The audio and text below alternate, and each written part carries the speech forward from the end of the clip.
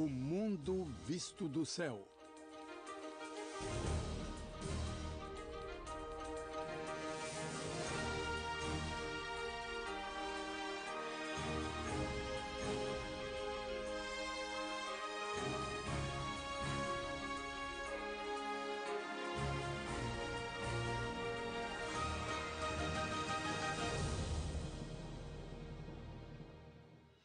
A seguir.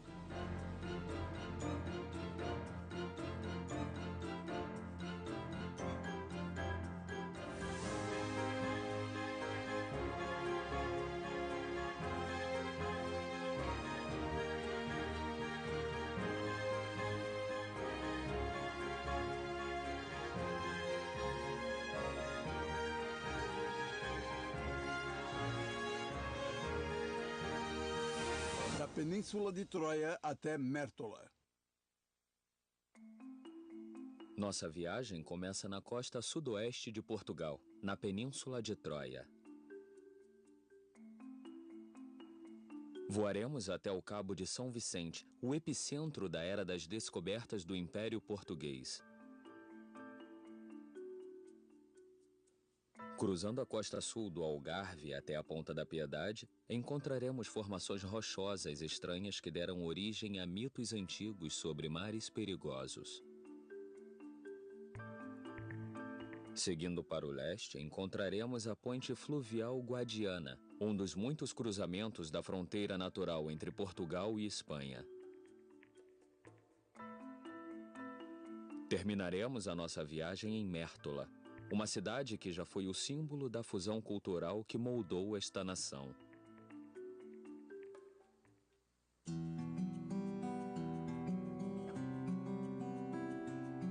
A 25 quilômetros do estuário do Rio Sado encontra-se a Península de Troia. Não só é um paraíso natural para a vida e flora marinha, mas também é um dos pontos turísticos mais bem preservados da atividade romana antiga em Portugal. Ruínas de usinas pesqueiras e salinas, celeiros térmicos e cemitérios antigos são testemunhos da influência clássica e ativa que predominou aqui. O aroma singular de lavanda selvagem permeia grande parte da península. E golfinhos nariz de garrafa frequentam as praias, tornando a ilha um destino turístico de popularidade crescente. Seguindo para o sul e pela costa, a paisagem selvagem muda bruscamente aqui no porto de Sines. Este é o local de um dos maiores complexos industriais marítimos de Portugal. Hoje, a economia da cidade depende em grande parte das indústrias de energia, tal como o refino de petróleo, e o porto é o lar de grandes líquidos que comportam esses navios-tanque enormes. Ao longo dos séculos, Sines tem sido um porto importante. Os antigos romanos estabeleceram uma enorme indústria de peixe salgado aqui e, nos últimos tempos, a sua localização estratégica e a pesca abundantes foram os motivos da riqueza injetada na cidade. Em 1460, este foi o lugar onde o explorador Vasco da Gama nasceu, durante a Grande Era das Descobertas. Ele comandou os navios que contornaram pela primeira vez o extremo sul da África no Caminho das Índias. O Parque Natural da Costa Vicentina abrange grande parte da costa sudoeste portuguesa. E é aqui que descobrimos praias e vilarejos intocados, incluindo a localidade de Porto Covo. Dispõe também de algumas das poucas áreas oficiais de nudismo do país. O Parque Natural da Costa Vicentina cobre cerca de 160 quilômetros desde Sines até o Cabo de São Vicente. E, em grande parte, a costa é uma mistura dramática de escarpas e enseadas de areia. E conforme o Oceano Atlântico bate na costa, portos de pesca antigos oferecem segurança para os iates particulares de hoje. Uma das grandes vantagens de ter a vista aérea da costa é que podemos dar uma boa olhada nela de um modo único.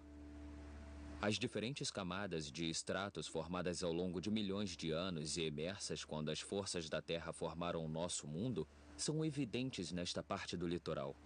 Durante as tempestades, a força das ondas e as pedras lançadas contra ele colidiram com base do penhasco, resultando no que é chamado de um corte inferior. Assim, as seções superiores desmoronaram. Este processo de erosão vem acontecendo há milhões de anos.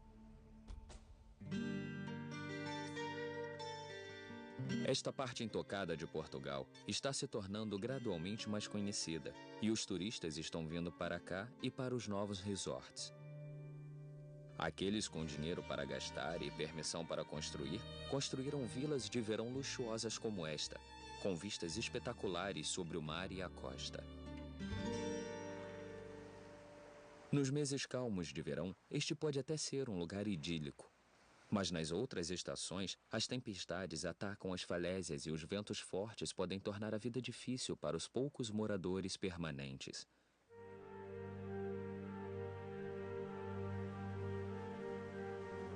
Rochas traiçoeiras podem destruir qualquer navio em dificuldades que seja empurrado para a costa. Os portugueses sempre tiveram respeito pelo mar, e talvez seja por isso que tenham produzido ao longo dos anos tantos exploradores de renome mundial. Foi dessas margens que Vasco da Gama zarpou para descobrir a rota em torno do Cabo da Boa Esperança.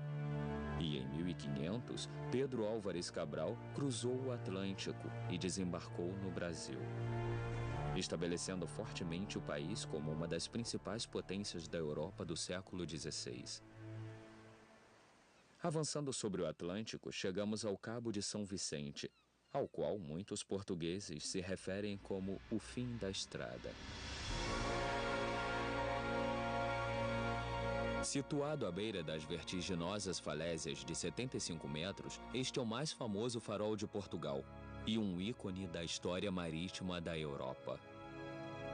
A estrutura atual foi originalmente construída em 1846, mas as luzes brilharam deste ponto desde 1500, servindo como um importante ponto de referência para os navios indo e vindo do Mediterrâneo. Sua história remonta ainda mais longe, porque foi aqui no século XV que o infante Dom Henrique o Navegador, uma figura-chave na expansão da Europa para a África, sediou seu quartel-general e supervisionou muito do sucesso de Portugal. Ele também criou uma escola próxima que atraiu os talentos mais brilhantes de toda a Europa para aprender cartografia, construção naval e navegação. Tal treinamento rigoroso daria origem a uma nova geração de exploradores.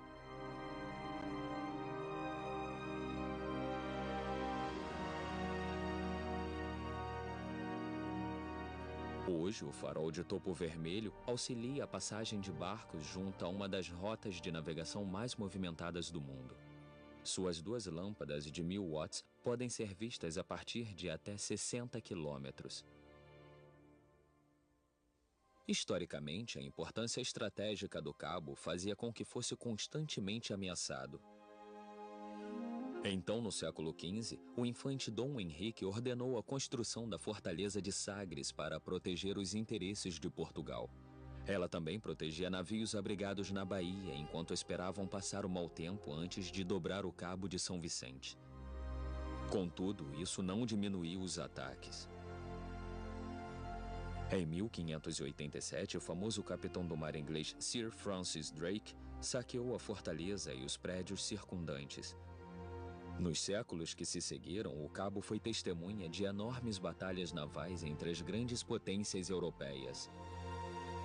Mas, ironicamente, foi um terremoto devastador no século XVIII que finalmente reduziu a fortaleza a escombros.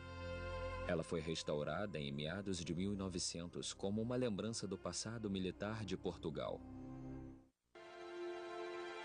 Dobrando o cabo, chegamos à costa sul de Portugal, o Algarve.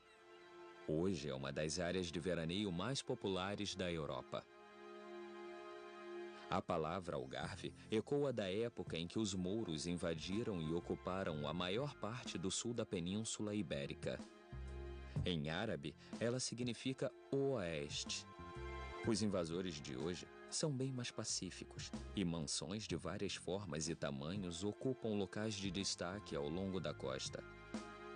Algumas são bastante futuristas, e a maioria está sendo construída para os milionários.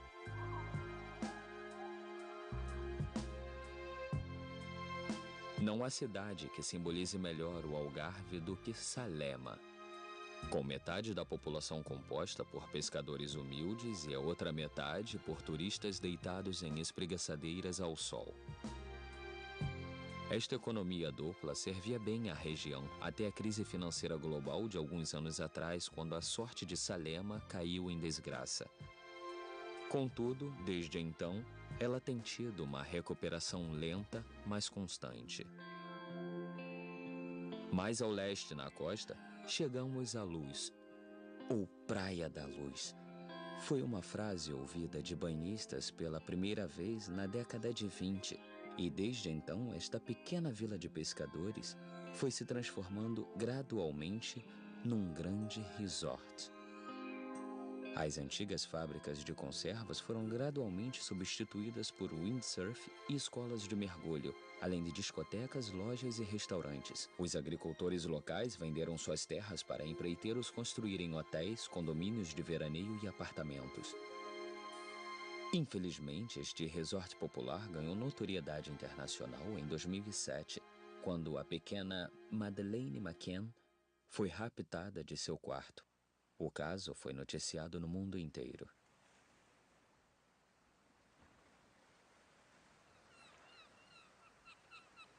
Uma curta viagem ao longo destas falésias imponentes nos leva à maravilha natural deste litoral e uma das mais belas paisagens de Portugal: as formações rochosas da Ponta da Piedade. É uma grande atração para turistas e moradores locais que visitam a ponta de ônibus ou por trens de estrada sazonais. Ao longo de milhares de anos, o mar tem gradualmente esculpido essas extraordinárias cavernas, grutas e arcos. Uma das melhores maneiras de ver estas formações rochosas é do mar. Barcos de turismo circulam por essas formações estranhas e, dependendo do ângulo em que são vistas, podem assumir a aparência de animais e até de pessoas. Ao longo dos anos, elas todas receberam nomes: camelo, esfinge, casal se beijando.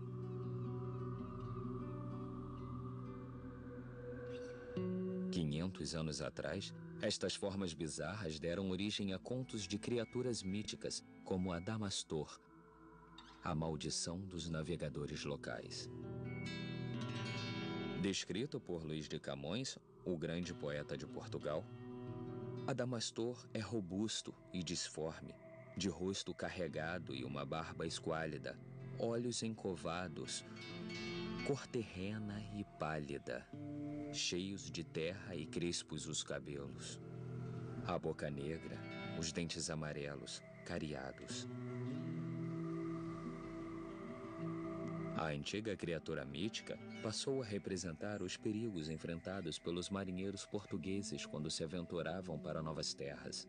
Eles muitas vezes apareciam em mapas, em lugares onde os navios ainda não tinham navegado ou haviam navegado e afundado.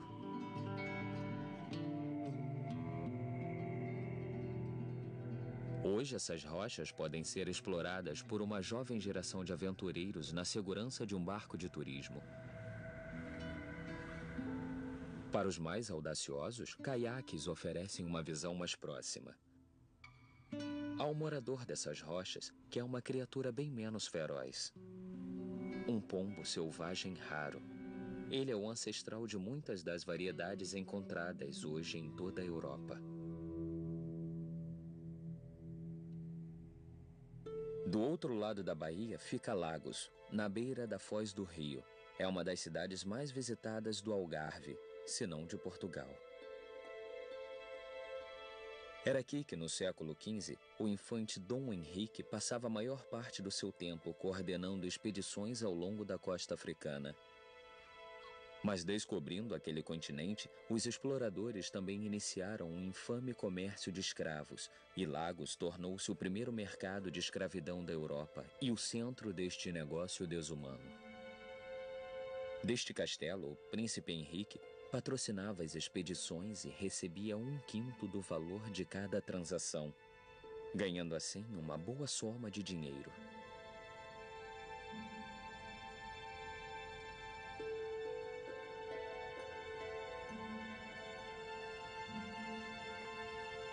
Hoje a história de Lagos é bem diferente, com um website de viagens de destaque recentemente listando-o como o número 1 entre um grupo de destinações desejadas.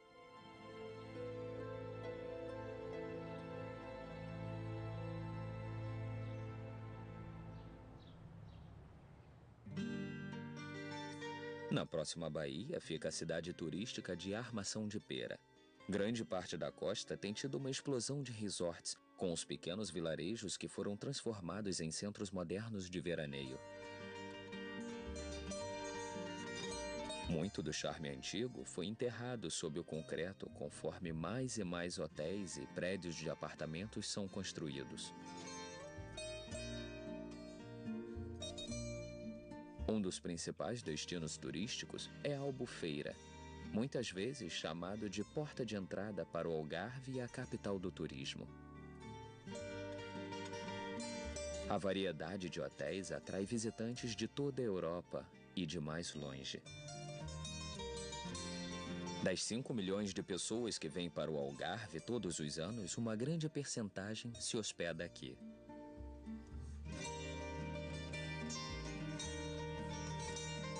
O Algarve tem 3.000 horas de sol por ano, razão pela qual tornou-se não só um destino de férias popular, mas também um lugar para se comprar um imóvel. É também um paraíso para iates particulares e barcos a motor nas enormes marinas sendo construídas, como aqui em Quarteira.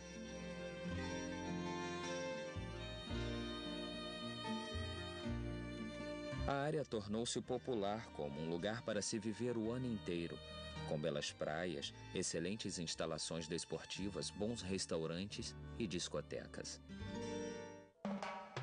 Monte Gordo é o último resort antes da fronteira com a Espanha.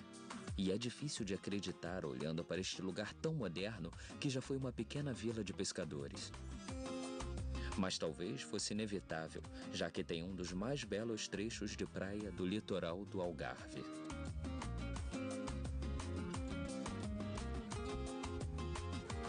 Monte Gordo fica a poucos quilômetros da fronteira.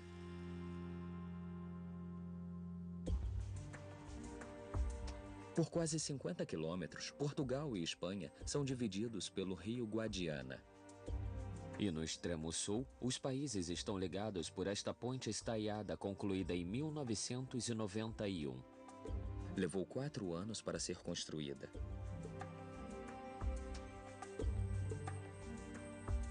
A maior parte da ponte situa-se em Portugal, com a Torre Leste em uma ilha artificial no território espanhol.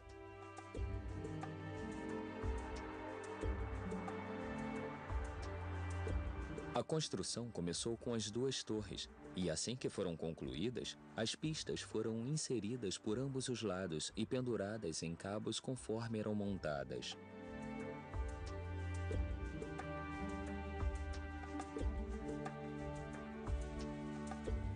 A pista, que tem 4 faixas de tráfego, é feita de betão pré-esforçado e fica 20 metros acima do rio, permitindo que navios de maior porte passem por baixo. Uma ótima maneira de ver a ponte é de barcos turísticos, que levam passageiros num cruzeiro de um dia pelo rio Guadiana, de Vila Real de Santo Antônio, que fica próximo ao Foz, na ponta sudeste de Portugal. O rio Guadiana tem 829 quilômetros de comprimento, fazendo dele o 4º maior da Península Ibérica. 578 quilômetros estão na Espanha, 140 em Portugal e 100 é compartilhado como a fronteira do sul. É navegável por cerca de 120 quilômetros até a barragem Alquever. Mais acima do rio, finalmente chegamos à última parada desta jornada, a antiga cidade fronteiriça de Mértola. No topo de uma colina com vista para o rio Guadiana, foi alguns milhares de anos atrás um importante destacamento para venezianos e cartagineses.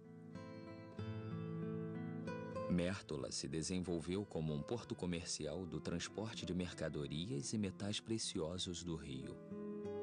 O imperador romano Augusto elevou o status da cidade a município, resultando na construção dos muros que foram fortificados séculos depois pelos mouros.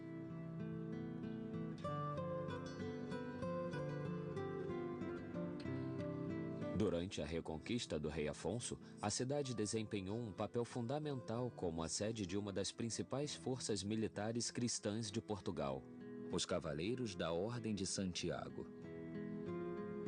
Mértola mantém muitos resquícios desta fusão de culturas, incluindo o castelo que foi iniciado pelos muçulmanos e finalizado pelos cristãos no início do século XIV. Após a descoberta de cobre na região, a cidade prosperou até 1965, quando a mina foi completamente esgotada. Mas após um período de estagnação econômica, uma série de pesquisas arqueológicas descobriram tesouros históricos que transformaram a cidade decadente num importante local de turismo. É um lugar histórico para terminar esta viagem.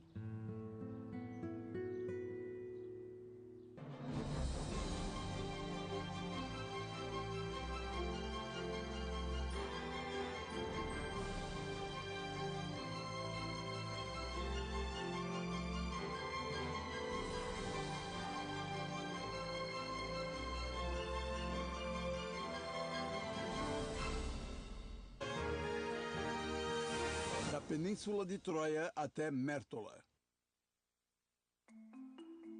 Nossa viagem começa na costa sudoeste de Portugal, na Península de Troia. Voaremos até o Cabo de São Vicente, o epicentro da era das descobertas do Império Português. Cruzando a costa sul do Algarve até a Ponta da Piedade, encontraremos formações rochosas estranhas que deram origem a mitos antigos sobre mares perigosos. Seguindo para o leste, encontraremos a Ponte Fluvial Guadiana, um dos muitos cruzamentos da fronteira natural entre Portugal e Espanha. Terminaremos a nossa viagem em Mértola, uma cidade que já foi o símbolo da fusão cultural que moldou esta nação.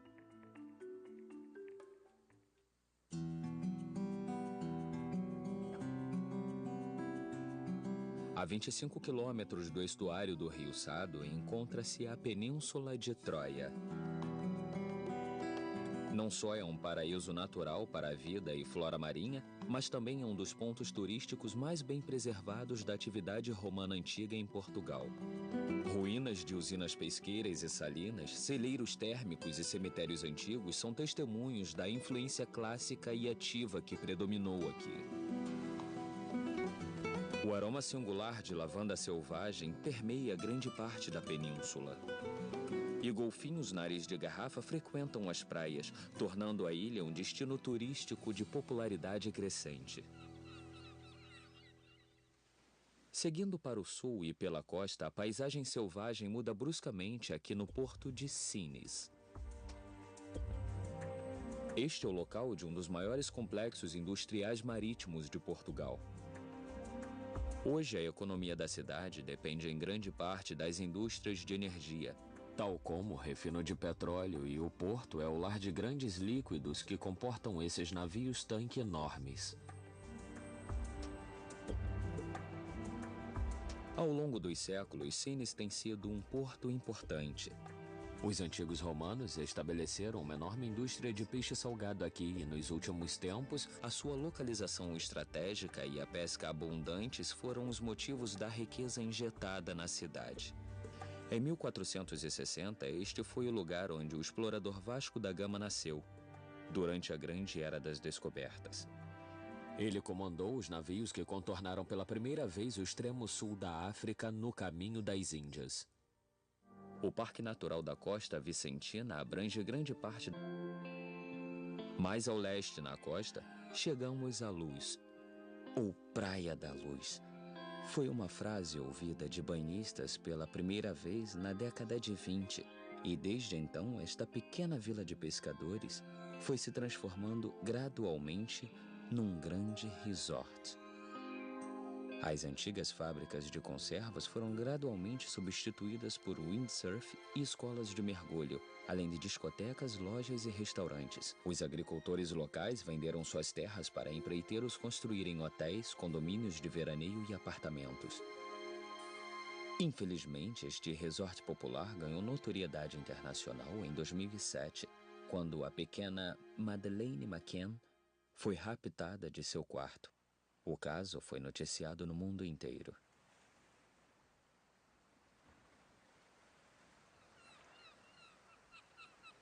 Uma curta viagem ao longo destas falésias imponentes nos leva à maravilha natural deste litoral e uma das mais belas paisagens de Portugal: as formações rochosas da Ponta da Piedade. É uma grande atração para turistas e moradores locais que visitam a ponta de ônibus ou por trens de estrada sazonais. Ao longo de milhares de anos, o mar tem gradualmente esculpido essas extraordinárias cavernas, grutas e arcos. Uma das melhores maneiras de ver estas formações rochosas é do mar. Barcos de turismo circulam por essas formações estranhas e, dependendo do ângulo em que são vistas, podem assumir a aparência de animais e até de pessoas. Ao longo dos anos, elas todas receberam nomes: camelo, esfinge, casal se beijando.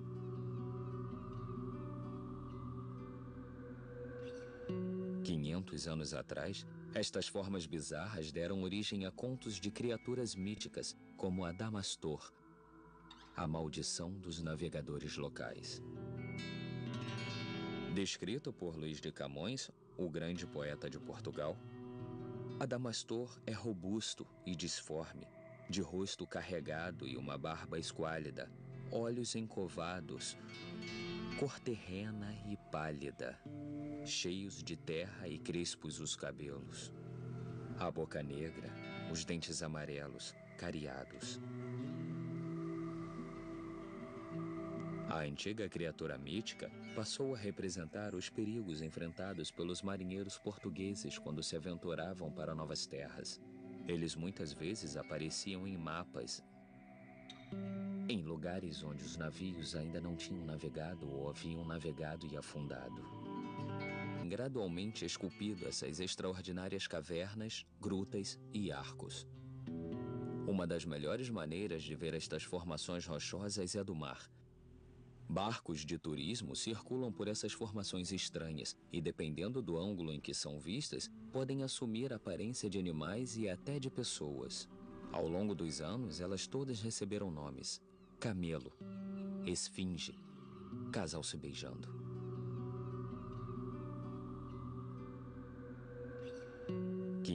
Anos atrás, estas formas bizarras deram origem a contos de criaturas míticas como a Damastor, a maldição dos navegadores locais.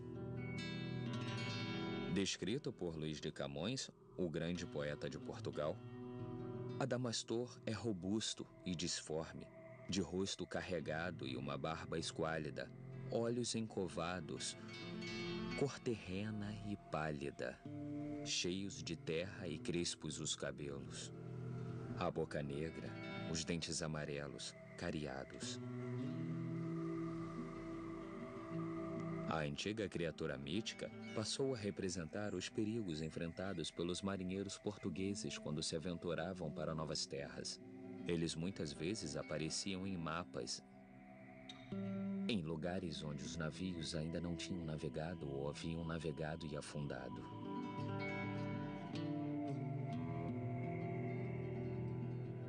Hoje, essas rochas podem ser exploradas por uma jovem geração de aventureiros na segurança de um barco de turismo. Para os mais audaciosos, caiaques oferecem uma visão mais próxima. Há um morador dessas rochas que é uma criatura bem menos feroz. um pombo selvagem raro. Ele é o ancestral de muitas das variedades encontradas hoje em toda a Europa. Do outro lado da Bahia fica Lagos, na beira da Foz do Rio. É uma das cidades mais visitadas do Algarve, se não de Portugal. Era aqui que, no século XV, o infante Dom Henrique passava a maior parte do seu tempo coordenando expedições ao longo da costa africana.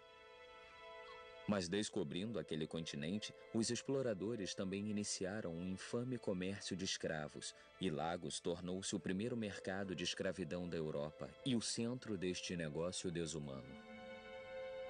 Deste castelo, o príncipe Henrique patrocinava as expedições e recebia 1/5 do valor de cada transação, ganhando assim uma boa soma de dinheiro.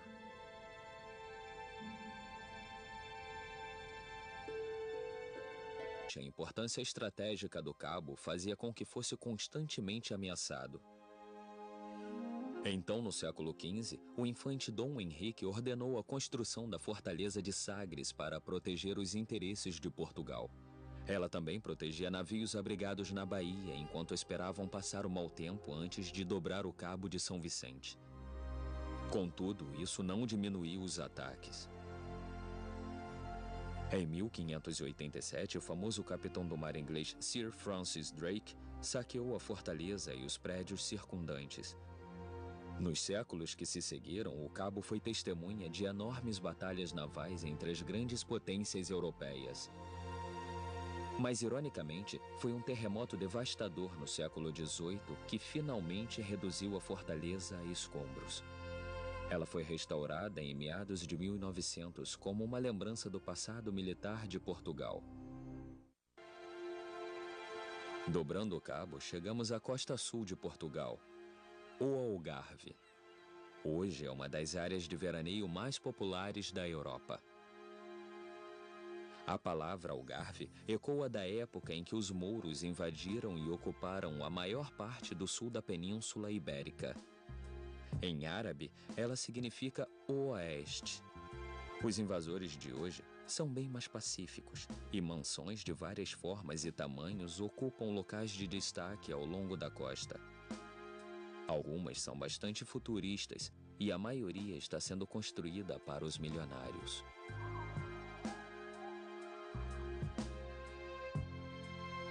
Não há cidade que simbolize melhor o Algarve do que Salema. Com metade da população composta por pescadores humildes e a outra metade por turistas deitados em espreguiçadeiras ao sol. Esta economia dupla servia bem à região até a crise financeira global de alguns anos atrás, quando a sorte de Salema caiu em desgraça. Contudo, desde então, ela tem tido uma recuperação lenta, mas constante. Mais ao leste, na costa, chegamos à Luz, ou Praia da Luz. Foi uma frase ouvida de banhistas pela primeira vez na década de 20, e desde então esta pequena vila de pescadores foi se transformando gradualmente num grande resort. As antigas fábricas de conservas foram gradualmente substituídas por windsurf e escolas de mergulho, além de discotecas, lojas e restaurantes. Os agricultores locais venderam suas terras para empreiteiros construírem hotéis, condomínios de veraneio e apartamentos. Infelizmente, este resort popular ganhou notoriedade internacional.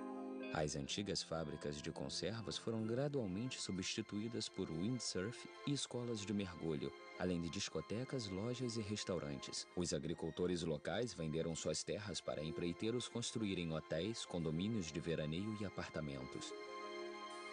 Infelizmente, este resort popular ganhou notoriedade internacional em 2007, quando a pequena Madeleine McCann foi raptada de seu quarto. O caso foi noticiado no mundo inteiro.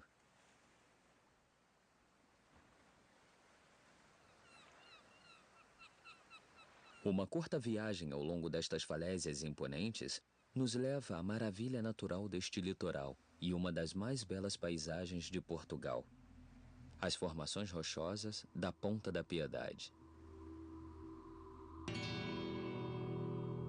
É uma grande atração para turistas e moradores locais que visitam a ponta de ônibus ou por trens de estrada sazonais.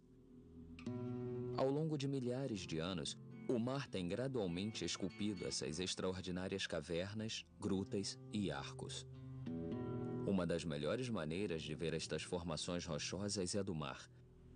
Barcos de turismo circulam por essas formações estranhas e, dependendo do ângulo em que são vistas, podem assumir a aparência de animais e até de pessoas. Ao longo dos anos, elas todas receberam nomes: camelo, esfinge, casal se beijando.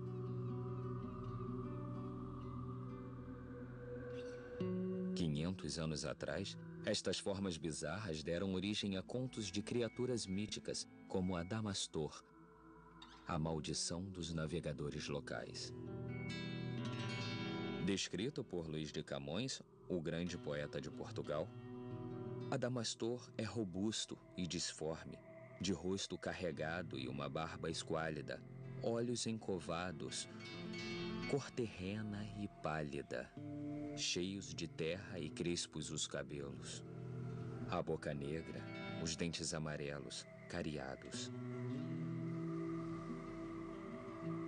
A antiga criatura mítica passou a representar os perigos enfrentados pelos marinheiros portugueses quando se aventuravam para novas terras. Eles muitas vezes apareciam em mapas, em lugares onde os navios ainda não tinham navegado ou haviam navegado e afundado.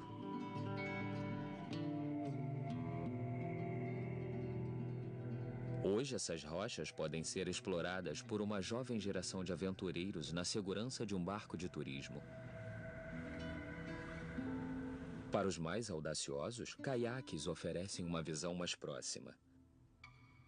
Ao morador dessas rochas,